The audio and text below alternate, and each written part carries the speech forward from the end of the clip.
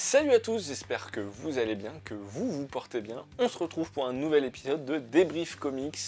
La semaine dernière, on a parlé du très bon prologue de Foxboy tome 4 chez Comics Initiative et Black and White Story spécial Klaus Johnson, sorti chez Black and White, de très bons titres tout simplement. Aujourd'hui, on continue dans la thématique des livres que j'ai lus ou achetés pendant Angoulême et que j'ai lus peu de temps après. Et le premier titre que je vais vous présenter, c'est All Star Superman chez Urban Comics et Semence chez Futuropolis. Allez, c'est parti. Donc pour commencer, évidemment, on va commencer avec All New Superman qui est dans un nouveau format que je vous présente chez Urban. C'est un format blanc, si j'ai bien compris, c'est une nouvelle collection un peu de luxe qui a pour objectif de sortir les récits cultes de personnages cultes, et donc ils ont commencé avec Superman, alors parce qu'il y avait Frank Quitely également à Angoulême, et ce récit dans cette collection est vraiment une jolie collection. Alors le seul reproche que je fais à Urban, c'est que dans ces coins là c'est toujours ça s'abîme facilement, et si vous voyez bien, moi mon exemplaire s'est abîmé en contact de tissu qui n'était même pas humide. C'est un peu fragile, c'est le petit reproche que je ferais. Par contre j'aime beaucoup le vernis sur le rouge, je sais pas si vous verrez bien là l'effet vernis, voilà, et sur le noir, mais sinon c'est une très jolie édition, en dehors de ce petit point d'attention, mais c'est jamais évident à produire. Moi j'aurais verni toute la couverture personnellement, histoire que ce soit beaucoup plus solide et moins friable dans les coins, mais bon, il est dédicacé. J'ai pu voir Frank Quitely, voilà, comme vous pouvez le voir, c'est une très jolie édition. Et je vais vous parler du récit maintenant que je vous ai présenté cette collection, et j'espère que Urban sortira d'autres titres comme ça parce que c'est vraiment très joli. Hâte de voir ce qu'ils vont nous sortir et nous pondre. Donc moi j'avais jamais lu ce titre là, j'ai eu l'occasion de rencontrer Frank Quitely très rapidement pour avoir quelques signatures. J'ai fait signer mes X-Men, alors j'avoue que son trait, je le trouve très particulier, un peu malaisant, notamment sur son run sur les X-Men que j'avais lu en partie. Et c'est vrai que ça piquait un peu des yeux parce que les mutants sont un peu dégueulasses comment ils sont représentés. Parce qu'en plus c'était à une époque où on faisait des mutants encore moins humains physiquement, dans le sens où ils ont des particularités physiques différentes d'un humain entre guillemets classique. Et c'est vrai que c'était assez dérangeant comme style. J'avais beaucoup de mal avec son dessin, je pense notamment à Xavier qui a un visage mais immonde, pourtant c'est un humain classique. Et j'avais un peu peur, mais comme je faisais signer mes X-Men, j'ai dit je vais acheter ça quand même, ce serait dommage de passer à côté. Et je l'ai lu juste après mon départ d'Angoulême, dans le TGV pour pouvoir aller sur Paris, pour rentrer chez moi. Et j'étais KO, on s'est levé à 4h du mat pour prendre le train, et puis arrivé à 6h dans le train jusqu'à 8 ou 9h à Paris. Et dans le train, je somnolais, j'ai commencé à lire. J'ai fini de le lire une fois que j'étais rentré chez moi, vers 15h, un truc comme ça. Et vraiment, j'ai pas pu décrocher. Globalement, c'est les 12 travaux d'Astérix, ou les 12 travaux d'Hercule plutôt, mais avec Superman. Et d'ailleurs, il me semble qu'il rencontre un personnage mythologique, alors je sais plus si c'est Hercule ou autre. Et en fait, pour faire simple, on découvre assez rapidement qu'il lui arrive un truc, qu'il lui reste plus beaucoup de temps, et il va devoir faire ses 12 travaux pour prouver qui il est. Et vraiment, le dessin, déjà, je pense qu'il passe beaucoup mieux avec l'ancrage, la colorisation. Voilà, pour vous montrer un petit peu. Et on a un Superman qui me fait penser au Superman des années 60, un peu plus soft dans l'esprit, mais en même temps on n'a pas un Superman qui se prend pour le Boy Scout, qui est humain, qui a des défauts, qui a des faiblesses. Et c'est ce que j'ai apprécié dans ce titre là, parce qu'il a aussi une part d'humanité malgré tout, et il essaye d'améliorer tout ce qu'il n'a pas pu améliorer tout au long de ses aventures plus classiques. Notamment le fait d'aider les survivants de Krypton qui sont sur une ville, qui sont sous une cloche. Alors je connais pas très bien le lore de Superman, donc je vais dire énormément de bêtises dans cette vidéo. Mais il va réparer certaines erreurs qu'il n'avait pas réparées avant, il va prendre le temps de les réparer. va y avoir un affrontement avec Lex Luthor, hein, comme toujours. Des très jolies planches, hein, comme vous pouvez le voir. Et franchement, Quality m'a plus que surpris. Même s'il y a certains traits où ça passe toujours pas, mais l'ancrage est très bien. Et je pense que s'il y a une page qui m'a vraiment marqué, c'est celle-ci, avec un personnage qu'on connaît pas plus que ça, qui va aider, qui cherche en fait à mettre fin à ses jours. Et en fait, je vais carrément vous faire une séance lecture, un peu comme les séances nocturnes là, à la télé, pendant un temps il y avait ça. Et en fait, on a cette adolescente qui est sur le point de se jeter en l'air. Et Superman débarque derrière elle et dit « Ton docteur a vraiment été retenu, Regan. Ça ne va jamais aussi mal que l'on croit. Tu es bien plus forte que tu ne le penses. Fais-moi confiance. » Et il finit par la serrer dans ses bras. Voilà. Cette planche, ça m'a mis à un coup. Et tout ça pour vous dire qu'il y a vraiment beaucoup de thématiques très intéressantes, assez fantastiques finalement, avec des côtés science-fiction des années 60, un peu what the fuck, avec un univers parallèle de Bizarro qui débarque, par exemple. Et dans cet univers, on a un personnage qui est le Bizarro du Bizarroverse. J'ai trouvé ça mais génial comme idée. Et Grant Morrison a vraiment fait un travail d'écriture très, très intéressant, avec aussi des Superman qui reviennent du futur, de différentes périodes, qui vont aider le Superman actuel. On a des moments touchants avec la famille Kent.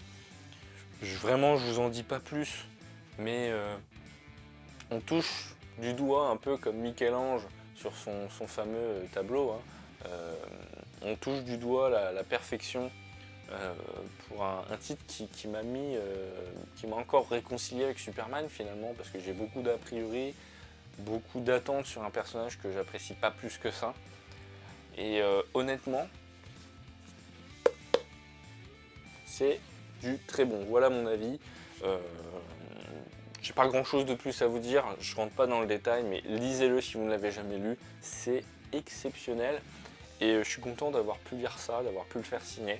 C'est vraiment une merveille. Maintenant, on va passer au deuxième titre, Semence, chez Futuropolis, de Anne Nocenti et David Aya. Alors, je l'ai pris parce qu'il fallait l'acheter pour une dédicace de David Aya, une très belle dédicace d'ailleurs, hein, assez atypique, voilà, avec un extraterrestre. Alors, pour vous présenter un peu ce format-là, parce que c'est la première fois que j'achète quelque chose chez Futuropolis. Alors, c'est un format un peu plus large, pour vous donner une idée, voilà. Là, la couverture est au même endroit, et un peu plus bas, un peu plus petit. C'est un format, je dirais, franco-belge. Et alors c'est une série, il me semble, sortie chez Dark Horse, si je dis pas de bêtises, mais ils mettent Berger Books. Je vais vous montrer le logo, je vais peut-être dire une bêtise. Voilà, ici. Dites-moi dans les commentaires si vous savez. Et c'est un titre que j'ai acheté parce qu'il fallait l'acheter pour la dédicace. Je savais pas du tout vers quoi j'allais, et puis j'ai vu Anne Nocenti, et puis elle a pas fait beaucoup de travail, un peu chez Marvel dans les années 80-90, mais elle est revenue aux comics avec David Aya très récemment, il y a quelques années. Et alors les dessins sont déjà splendides, hein. David Aya avec du presque monochrome vert, noir, blanc, avec différentes nuances. Et de quoi ça parle? Alors, pour pas trahir le titre, je vais plutôt vous lire le résumé qui est peut-être ce qu'il y a de mieux. C'est que en fait, ils vous disent que les abeilles volent en essaim. Mais que savent-elles de nous que nous ignorons? Et en fait, on est dans un monde post-apocalyptique, en décomposition. Il y a un groupe de rebelles qui a fui la société parce que la société est obsédée par la technologie. C'est un peu de l'anticipation, j'ai l'impression, un peu une espèce de dystopie. Et en fait, ils ont créé leur propre société. Et en même temps, on a aussi des extraterrestres qui viennent récolter les dernières graines de l'humanité, typiquement les graines de fleurs, de plantes, de tout ce que vous voulez. Ils en font des réserves. Et en fait, il y a un extraterrestre qui tombe amoureux d'une humaine. Et on a également un personnage d'une journaliste idéaliste qui tombe un peu par hasard sur le reportage de sa vie. et elle va comprendre qu'en fait en racontant ça à sa rédaction, elle va détruire finalement un peu sa planète, et jusqu'où elle va aller pour montrer son article digne d'un Pulitzer. C'est ça tout le but de l'intrigue. Alors c'est en 4 ou 5 chapitres, ça fait 120 pages et quelques, et c'est assez intriguant. Finalement, on retrouve bien la patte de Anne Nocenti avec le côté journaliste, des thématiques comme l'écologie, le réchauffement climatique, l'utilisation des technologies de manière abusive et l'abrutissement des masses de la population. Également des choses plus fantastiques avec des extraterrestres, ça je m'y attendais beaucoup moins. On a aussi des questions de sexualité qui sont évoquées avec des choses un peu plus qui sortent de l'ordinaire finalement. Et c'est vraiment un très bon récit que je vous recommande. Voilà, je vous donne mon avis très rapidement.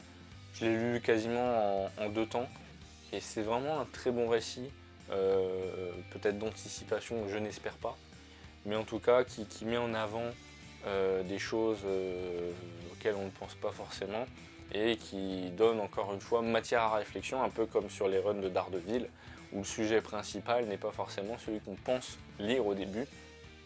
Et vraiment c'est de la science-fiction, ça m'a fait penser un peu à du Barjavel pour ceux qui lisent des romans. Alors je lis pas beaucoup de romans, mais j'en ai lu quelques-uns dans ma jeunesse et j'ai eu l'impression de lire du Barjavel dans la manière où c'est fait.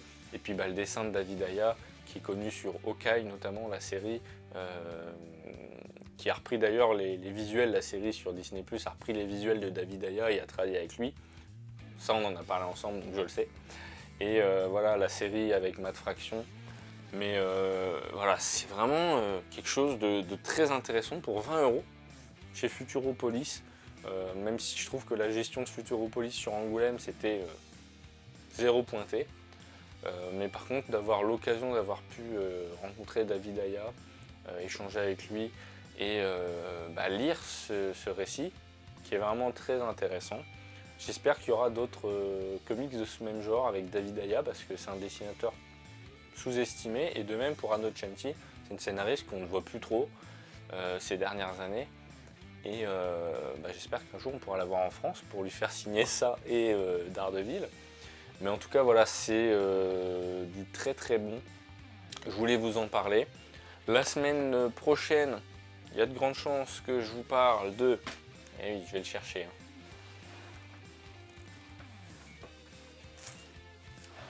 Voilà, on voit que j'ai rien préparé. J'ai acheté le pack Secret Invasion chez Panini pour 20 € et je vous parlerai de ça la semaine prochaine, de ces 200%. Prenez soin de vous, laissez un petit pouce en l'air, dites-moi dans les commentaires si vous avez lu les récits que je vous ai présentés, et puis n'hésitez pas à partager la vidéo. Prenez soin de vous encore une fois, lisez du comics, faites-vous plaisir, et on se dit à très bientôt pour un prochain débrief comics. Salut, ciao!